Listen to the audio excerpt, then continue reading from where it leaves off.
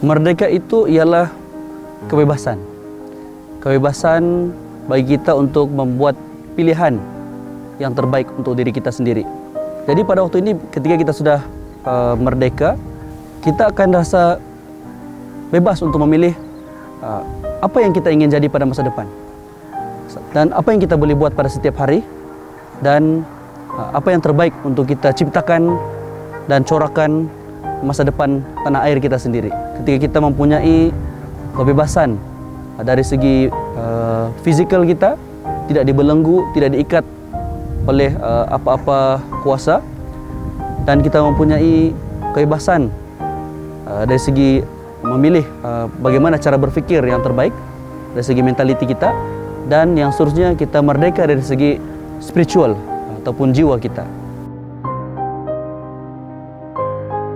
Bagi saya Malaysia ialah tanah air kita yang dibina dengan persefahaman, keharmonian dan juga toleransi. Malaysia pada hari ini ialah apa yang telah dibina oleh para pemimpin kita pada masa lepas, dan tanah tumpah darah kita yang perlu dan wajib kita pertahankan walau apapun walau apapun keadaan yang sedang kita hadapi sekarang.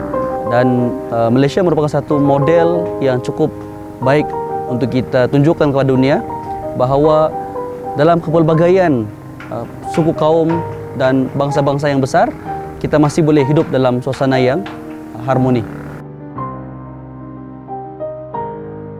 Malaysia telah menjadi sebuah negara membangun yang cukup disegani.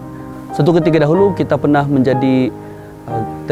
digelar sebagai Asian Tiger, dan kita juga telah membangun dengan begitu pesat melalui suntikan semangat Malaysia Boleh, yang satu masa yang dahulu kita pernah menganjurkan sukan Commonwealth yang dikatakan bahawa yang terbaik pada zaman tersebut.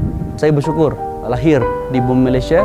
Sekurang-kurangnya kita tidak perlu merempat seperti mana negara yang lain. Bila lahir saja sudah berada dalam suasana perang, sudah berada dalam suasana kelaparan, dengan tanah air kita yang tidaklah sebesar tanah air orang lain atau negara yang lain, tetapi kita mengoptimumkan segala sumber, kita memanfaatkan segala kepelbagaian yang wujud dengan mencari persamaan dan juga titik pertemuan untuk kita membangunkan negara kita yang lebih baik.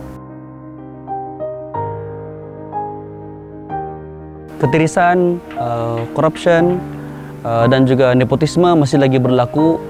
Jadi saya kira ini satu yang perlu dilihat sebagai perkara asas kepada pembinaan ketamadunan dan juga peradaban kita yang lebih baik pada masa depan, dengan kita menghapuskan dahulu budaya ataupun sikap yang boleh merosakkan kita daripada dalam. Karena dengan itu sahajalah bagi saya kita akan dapat membangun negara kita dengan lebih jujur, lebih progresif, lebih berwawasan, dan dapat memberikan keadilan ekonomi kepada semua, dan dapat kita bangunkan Malaysia ini sendiri bukan hanya di pusat bandar semata-mata, tapi juga di segenap peringkat kawasan pedalaman, kawasan luar bandar. Kalau kita jujur dan kita ikhlas melihat semua warga negara ini sebagai entiti yang penting, maka kita akan dapat memberikan rasa kepunyaan kepada Malaysia, dan seterusnya akan membawa negara kita ke satu wujud tanda yang lebih baik.